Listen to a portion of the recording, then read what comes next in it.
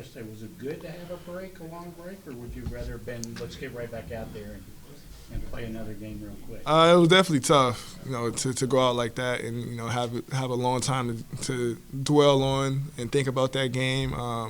But I think the main thing for us is just to use it as motivation, use it as a tool to get better, something that we can look back at and hopefully as the season goes on we can look back and see how much better we've gotten from that point.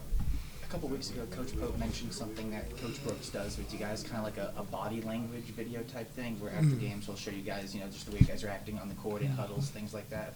I was just curious, could you expand on that a little bit and just kind of describe what that process is like and how maybe as a player that benefits you going forward? Yeah, Coach AB, he calls it Code Gold, and he shows a bunch of clips of us, picking up each other, high-fiving after every free throws.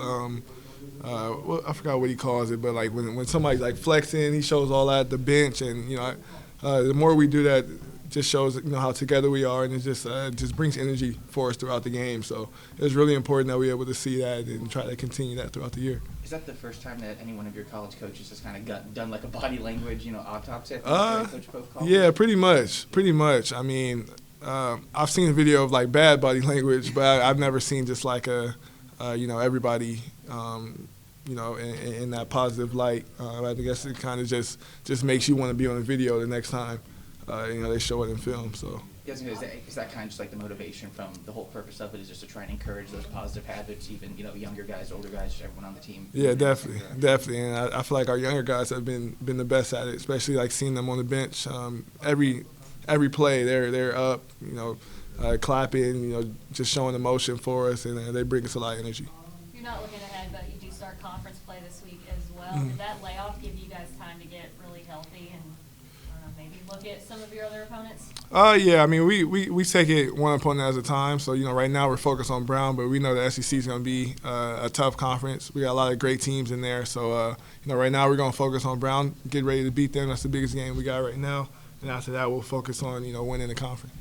You talked about Ohio State's, or you talked about your all's ball screen defense. You wanted to fix that. What did Ohio State do in particular to really make that an area of concern for you all in that game? Yeah, I think the biggest thing is they rejected a lot of our ball screens. I would say Thornton and Mobley, they were like the main ones that were getting downhill off rejecting. They got some and one, some easy layups, some dump offs from that. That was a big thing, and then also just having our bigs at the point of the screen. I think that sometimes starts to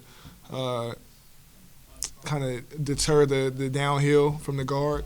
So we just kind of looked at all those things, and we're trying to get better at it. From a guard perspective, how do you get better at that, or without spoiling any secrets from practice, what has Pope kind of been?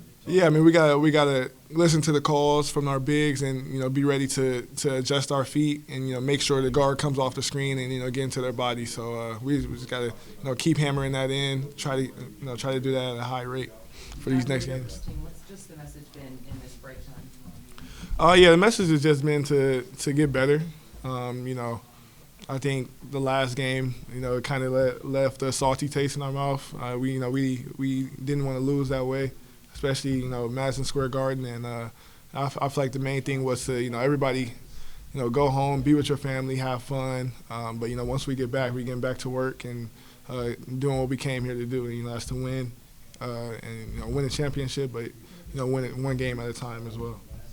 Coach said on his radio show that he wants to see Andrew Carr take more threes. Is that something you guys have seen in practice and stepping out? Yeah, I mean, he did hit a couple today, so he hit a couple threes today. So we definitely want Andrew to keep shooting. He's a great shooter. I think that's just going to open up a lot more for our team and himself.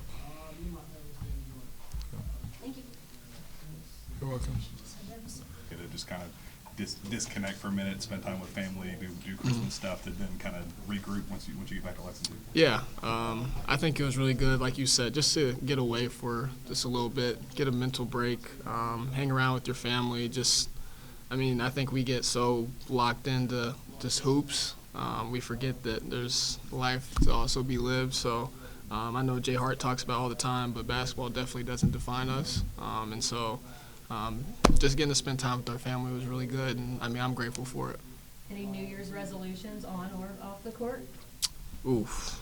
I told Lamont I think yesterday or 2 days ago that I want to try and cook like once a week. So, I mean, we'll see. I cooked something yesterday, but I know it's not New Year's, so starting early. Still counts. Yeah. What brought that on? I don't know. I just want to be better at cooking. That's it.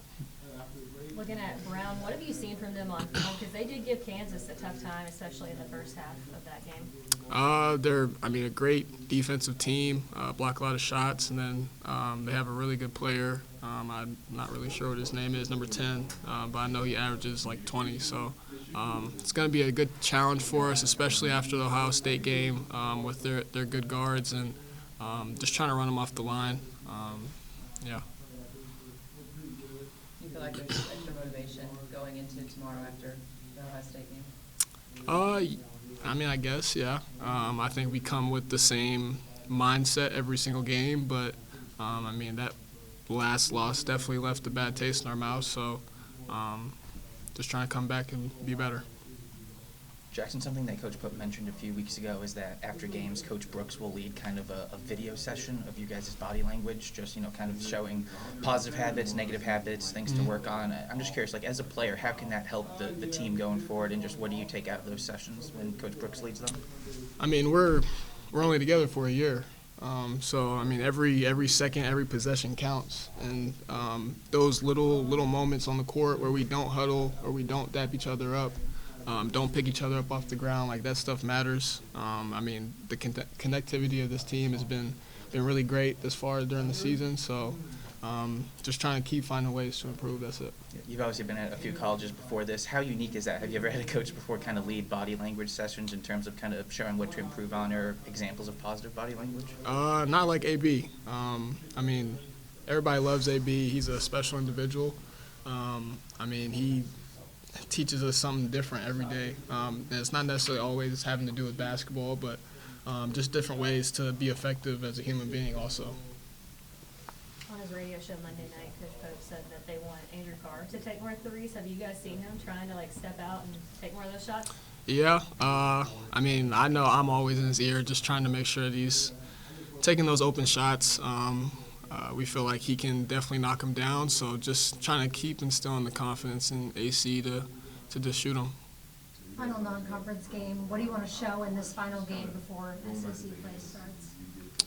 Improvement in ball screen defense. How excited are you for SEC play? Obviously, you got to take care of business tomorrow, but SEC is obviously a big thing for you getting back to it. Is that kind of a chip on your shoulder thing going in this weekend? Yeah. Like you said, just a chip on our shoulder. We feel like in the Ohio State game, we didn't have that. We got to make sure that we go out there and play like some dogs every night. We got a big target on our back just because of the name on it across our chest. So just trying to make sure that we know going in every game that it's going to be a battle regardless of who it is, not taking any game for granted. And like you said, it's a tough conference, so we got to be ready every night. Talking about the ball screen defense, what's the biggest key to that? Is communication the most important thing? There's a lot of stuff.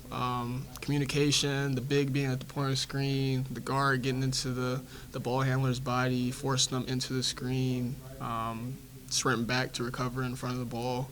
The list goes on and on, but we've been hammering it the last 3-4 days. So I got the confidence. I know everybody else has the confidence that we'll definitely improve this next game. Would you say that's the team's biggest New Year's resolution as a team on the floor? Yeah, probably. Definitely Coach Pope's, for sure. When you guys are off for 10 days like that, do you watch college basketball, or you just try to stay away from it? No, I definitely watched a couple games. Me personally, I love college basketball. I don't think there's anything like it. The atmosphere, just the competitiveness is something that you definitely don't see all the time.